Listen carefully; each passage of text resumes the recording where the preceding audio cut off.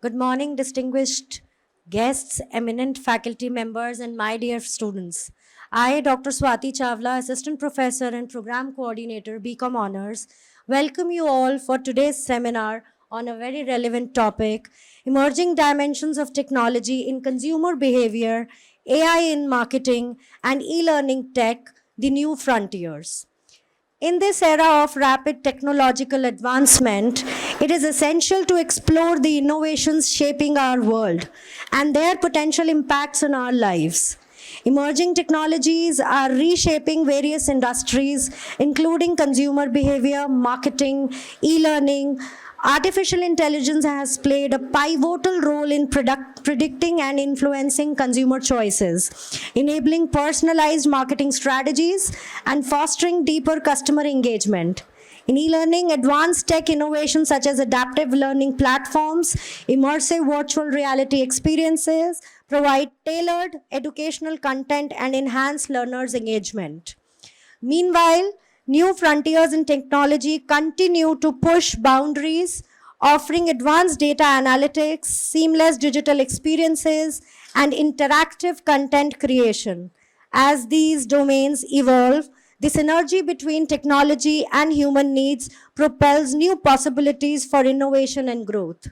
And therefore, we welcome you all for this seminar and we expect a huge amount of learning for each one of us. Before moving on, we extend a heartfelt welcome to our esteemed guests. In our tradition, with utmost warmth, we present a rose flower symbolizing elegance and admiration. This token signifies our profound respect and affection for our presence here today. May I now request our students Vansh and Mansi to welcome all the dignitaries with a rose flower.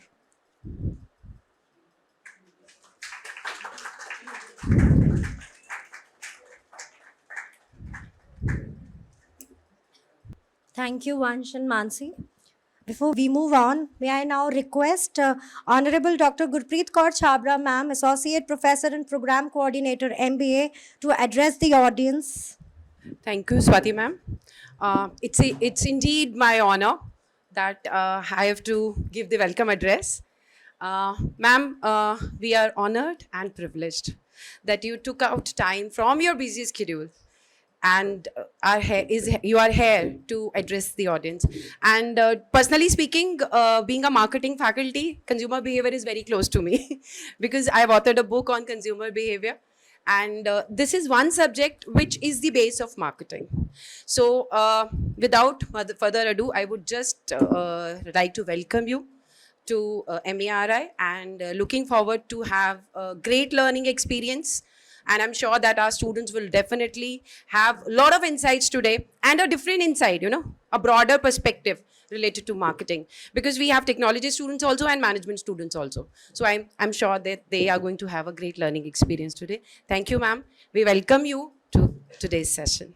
Thank you so much, ma'am, for your kind words and encouraging the students. Uh, Moving on, we are honored to have with us Honorable Dr. Rakesh Khurana, sir, Advisor MERI. Sir is a Pro-Vice Chancellor of IGNOU, Founder Director of EMPC IGNOU.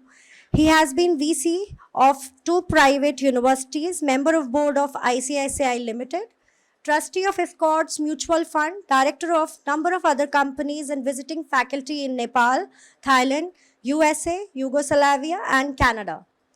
He was also founder chairman of Knowledge Network India Limited in 2000, a pioneer e-learning company. Author of a dozen of books and monographs.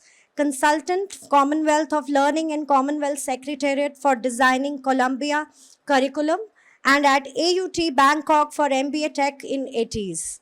He was founder of Program Director IMI India in collaboration with IMI Geneva, first private management institution in North India, and then in 1986, first director of SOM IGNOU. He was chairman of AICTE Committee for North India to consider and approve private management institutions. He was on the board and chairman of academic councils of number of management institutions, including MERI, in their early stages of establishment and growth. Sir, it's our privilege to welcome you for the introduction of the title of the session and the speaker today. Faculty, course coordinators, student friends, towards the end of your semester, I think we couldn't have found either better topics or a better person to talk about those. We have on purpose not gone for long biodatas. I asked for a short biodata and it is 3 pages long. My biodata also, this is short biodata. It becomes difficult to grasp the knowledge set, personality of the individual if we go by these. So I am going to do slightly different exercise. I am going to trace technology from a reference point here, and just before that, after that, and till now. I am going to trace her role in that technology, especially it is in consumer behavior and marketing and e-learning, and then ask her,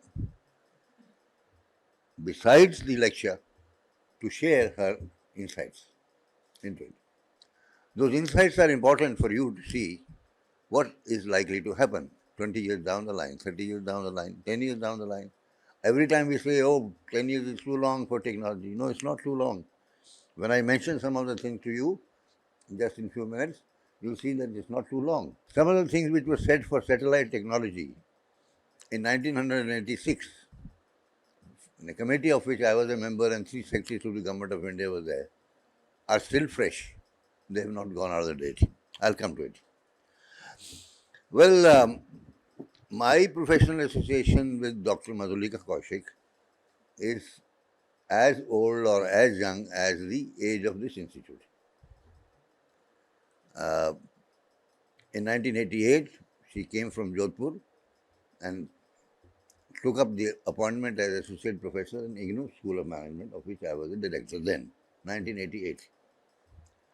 And not just when I was there, but after I stepped down from the directorship, 93, when I became Pro-Vice Chancellor of Indira Gandhi University, she took the baton in an area which was relatively new at that time. Distance education, people used to say, दिमाग खराब हो गया है, IIM Ahmedabad को छोड़ के distance education करना. Same thing if you were in a university in Jodhpur, somebody will say, Jodhpur University को छोड़ के distance education में जा. But that was, at that time, these were the seeds of a new technology and a methodology, which has touched lives of millions of people, and especially in countries which were having lower GERs in a country like India. And one of the best ways to improve the gross enrollment ratio, at least in terms of understanding the terms, lingo, in a country like India.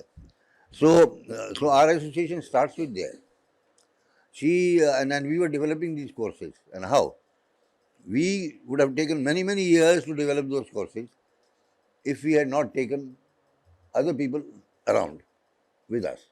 So we approached IIM people, we approached whichever better institution was there at that time, some of the IITs and all that, and made them write, and we edited their stuff. And we put it together. And very soon, we started our video production program. Today, people don't even want to recognize that Asia's largest educational studio, namely at IGNOU, did not exist at that time. We used to rent cameras. We used to rent cameramen. And at a very, very small price, make those courses. The very first tape made there on problem solving, which is a world record holder of more than 1 million views of a management tape, was made with 100 rupees budget. Now, that shows that you don't take no for an answer. You have a direction. You have analyzed it. You're going in that direction and you're going to achieve what you want. Now, why did we put these topics together? Or rather, I can take the trouble of accepting that I did it and explain to her. It is that she is a very good teacher of consumer behavior since then. She used to handle the consumer behavior course. She takes it at other good institutes like IMI. Now, towards the end of a consumer behavior course, a few years ago, she started adding a chapter on technology in consumer behavior. Now, my personal request to her is to talk about that. Why did she add a chapter or two at the end of the course, right? And then you come to AI in marketing. That AI in marketing is becoming the first chapter in marketing. You can't talk today without talking about the AI. And then doing it in the e-learning context, which she has continued and done very well. Indeed, I now can briefly share her biodata. After the IGNOU stint, she became also the acting head of the Electronic Media Production Center, which I was heading before, largest center in Asia, and then to Commonwealth of Learning as a specialist, where she introduced e-learning in something like 2 dozen countries. Then a new open university was being set up in Malaysia called Wawasan University, that's the name of a person, and she became the deputy vice chancellor. Quite young. She's even now quite young. Anybody below 65 these days is young. And she's at 10,000 step young. That means every day taking 10,000 steps as an exercise. How many of us can do it?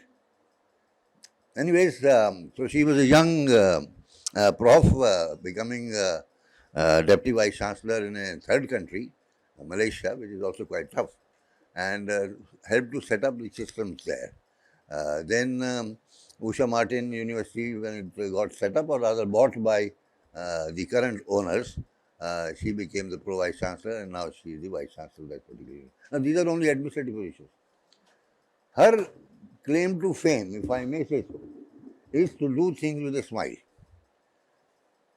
I can do, I think, the things she does almost, but I can't do it with a smile. So that's great quality. Now she's analyzing this technology and all that with a smile.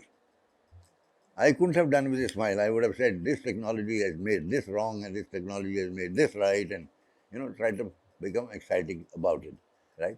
But we need to understand this. In terms of jobs, there is no gainsaying the fact, you can look at the numbers, that e-learning is going to be the major drive for jobs for decades to come. Because part of the teacher's job is getting shifted. The millions of those teachers, unfortunately, and this is what was said for distance education, that you will destroy the jobs of regular teachers, and we said no, we will complement that job. So with this kind of background, she makes her home in Delhi. Half the time she is in Ranchi, where the university is, and organizes her family life and professional life, I think, most beautifully. She does the faculty development programs on e-learning. Hopefully we will have some here too, where all the nuances can be talked about. Now, one of the things I'll request her, we have not intentionally put the slides for e-learning, is that we might mention some of those new softwares which have come on content, Jasper or other things and all that. People like me don't understand it actually anymore. We used to be ahead of our time as engineers, and IIM Ahmedabad people. We are no more ahead of our time.